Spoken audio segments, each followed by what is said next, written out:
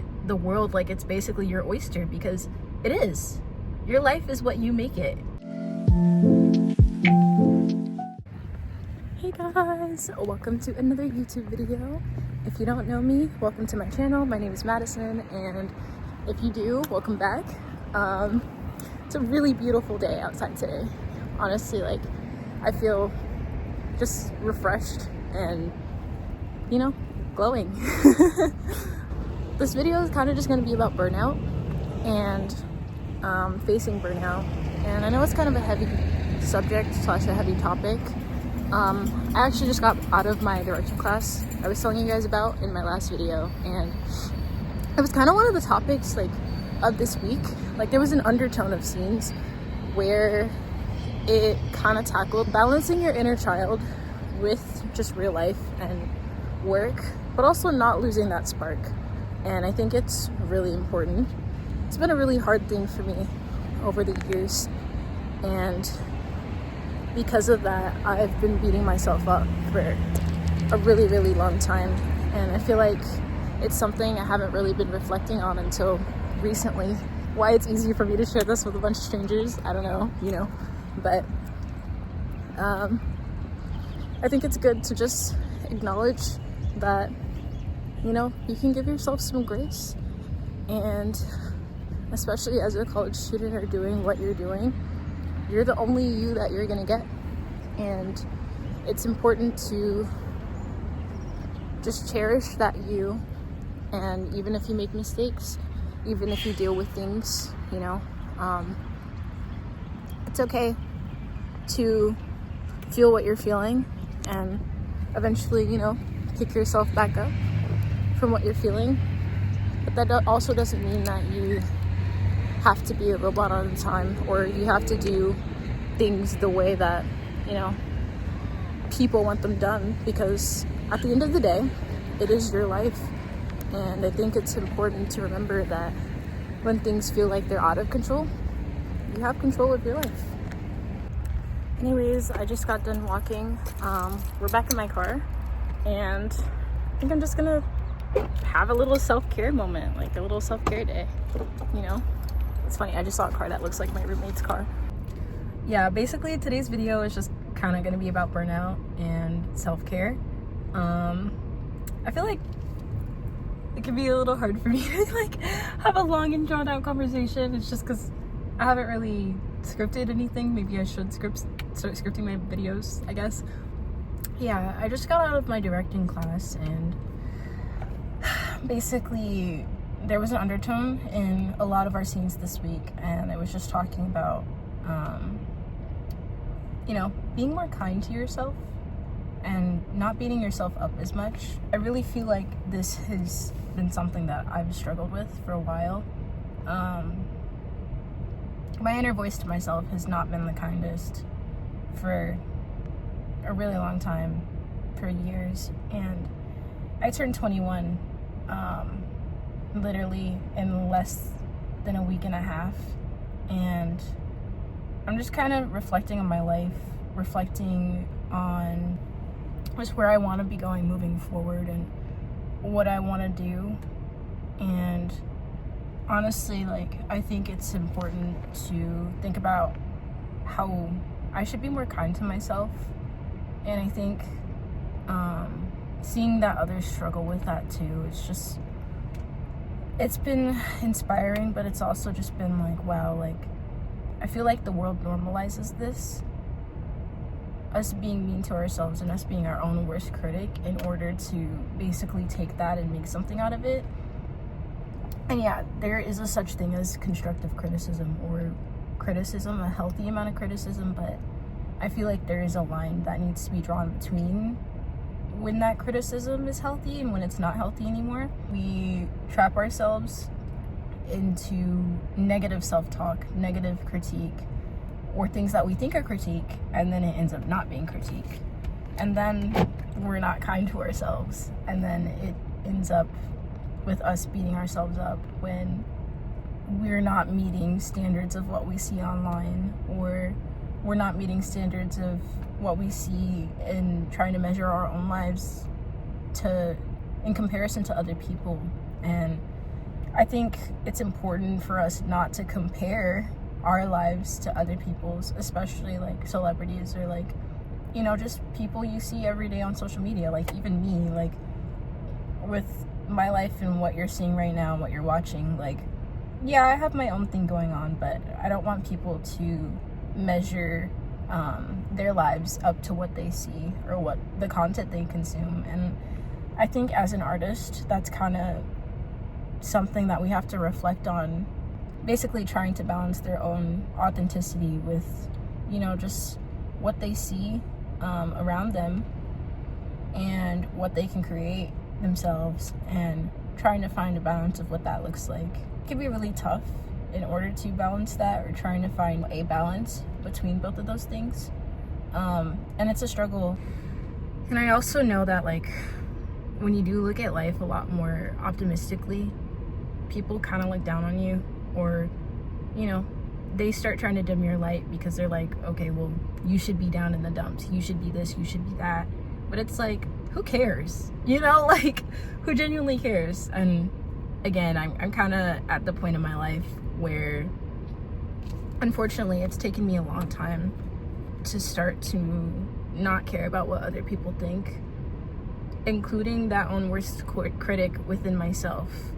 It's taken me a long time to understand that I don't have to listen to that negative self-talk to myself, from myself, about myself, but also from other people. Like, I don't have to care, and I don't have to like beat myself up. Like, it is a choice.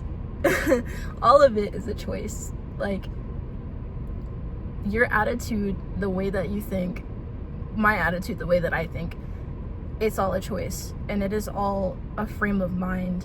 And once you kind of break out of that frame of mind, you start to look at things differently, and you start to look at the world like it's basically your oyster, because it is.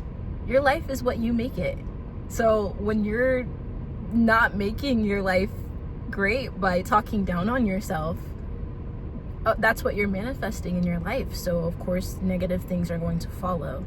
But when you do the opposite and you start to become positive, and I've been seeing this in my own life, just me being more positive with myself, me telling myself how much I love myself, me telling myself and reframing when I feel like I can't do something, that you can do this, you're here for a reason, you're plenty capable, you're gonna get this degree, you're in college for a reason, you earned that spot where you are. Just remind yourself of those good things. You are here on this earth for a reason. And the more you play that to yourself, the more you're going to start to trick your brain, and then it's going to come out, and your life is going to follow what you truly think about yourself, because what you truly think about yourself is what you're going to embody in this life. And I think that is like, it's like mind-blowing, because people are so asleep because of the programming that people put out here in order to keep you trapped in your own head, trapped in your own mind. And I've been learning recently that I don't have to be like that. I don't have to do that, and I don't have to optionally partake into that negativity in my life, or also just anything. So when people ridicule and mock me for being a happy person, I'm kind of just like, I'm at a place where I don't even care anymore. Like, you can feel what you feel about me, but that doesn't mean that I'm any less me, you know? Like, sorry, the frustration is coming out because, man, it's been a process. But I just think that yeah, going forward, like, I'm about to be 21 in a week and a half. Why do I give a F? Like, seriously, why am I giving a F about what other people think about me? Just in general, like, I love myself, and I'm honestly starting to realize how much I love myself and how cool it is to be around myself. Because if other people love me the way that they do, that means obviously there's something to work with, and I can love me the way that those other people do, and even more. I have to be my biggest self-supporter, and I think that that's something that we all have to remember. We're our own biggest self-supporter first, and it's kind of a cheat code to any relationship that you have, but also a relationship with yourself. Once you have that relationship with yourself, like any relationship otherwise is going to follow. And yeah, relationship sounds like a huge thing or a big word, but like it's in addition to everything else that you have in your life. And as long as you got you, that's all you need, you know? And I think this class just reminded me, first off, why I'm doing theater, but also like why like it's fun and it's so freeing to be here, and not many people can gain experiences that I've gotten myself to. And I honestly know that it's nothing but God, because without God helping me like think the way I think or do the things that I do, I wouldn't be here. And also too, like there have been many moments where I wouldn't be here because if it wasn't for God. And I think another thing too is that I've just been learning that it's okay to be heartbroken, and it's okay to go through some tough times and struggles, but those struggles are where we grow the most. Those heartbreaks are where we pick ourselves back up the most, and where we endure the most growth, because without the pain, without the struggle, and my dad would tell me this all the time, a diamond isn't a diamond without pressure. Rejection therapy is a real thing. Sometimes things, you know, on the surface are going to be rough in your life, and that's okay. That is an okay thing, because I'm not going to sit here and dwell on it. And I think that's a huge thing that I need to work on, is dwelling on that pain. I know for me, I need to work on not dwelling on things longer than they need to, and just give them their time, give them a little bit of time for me to feel them in the day, and then just move on with my life. Because I feel like when you become more detached and you don't hold on to negativity, and you don't replay it in your head, and you don't spiral, and you don't even give in to those thoughts in the first place, you're not going to feel that anymore. Because again, it is a choice with what you allow into your life. And I forgot who I heard this from, but it was just a really good analogy. The same way, like, you have a circle and the people around you, well, first off, it was the people around you are who you're going to be the most like. And two, another one was, you have to be careful with who you let in your house, because once they move into your house, they're going to build a room, and you may not like that room, but the analogy is you are the house, and the people that you allow in your lives are the people who are going to be making those rooms. And if they build a room that you don't like, that room is going to affect the house. It's going to affect the foundation. So again, too, I think I've been learning that it's really important with who we surround ourselves with too, because your friends are going to influence you, whether you realize it's happening or not. It is a subconscious thing. And I think I've been beginning to realize that when you surround yourself with more positive people too, that negative self-talk starts to disappear, because they're more positive as well, and so are you. So you guys bounce off of each other, and that bouncing off of each other, that VA that you guys have is really important. I say VA because I'm a theater kid, but yeah, it's really important, and it's really helpful. And I think God has also just been reframing the people in my life recently, because in order for me to step into this new season of my life, for 21, and to go places in my life, I have to surround myself with people who are going to build me up and not tear me down. And again, sometimes things could look good. They could look great on the surface. They can be everything that you want them to be. But then sometimes you have to take a step back and look at, is this really benefiting me or not? Is this actually influencing me in the way that I need to be influenced so that I can get to point B? And it's kind of one of the hardest reflections that you'll ever have to do. And sometimes you could have the best thing with someone and it might not be a fit, you know? So I've just kind of started to rethink about my life a little bit, and think about what I want to let in, and that's okay, you know? I think what's been hard too is just accepting what God has been showing me. And it's been really rough on me because I didn't think that some of those people would be like that towards me, or, you know, think that way towards me, or have those kinds of intentions. But it's important to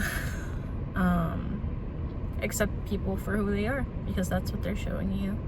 And if that's what they show you, then believe them.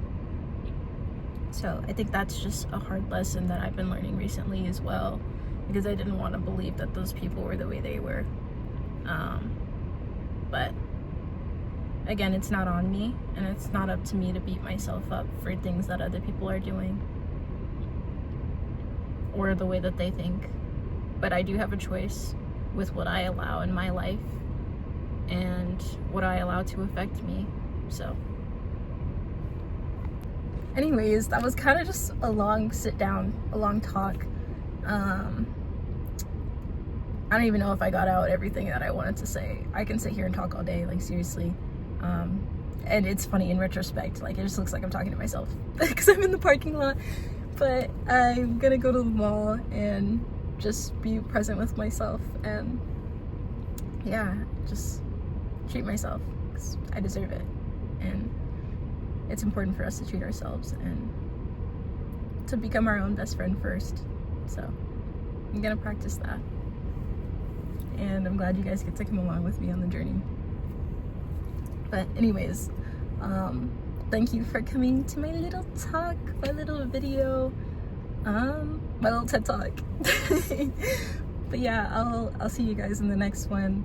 This was random. There wasn't really honestly much editing. It was what it was. So anyways, I'll see you guys in the next one. Bye.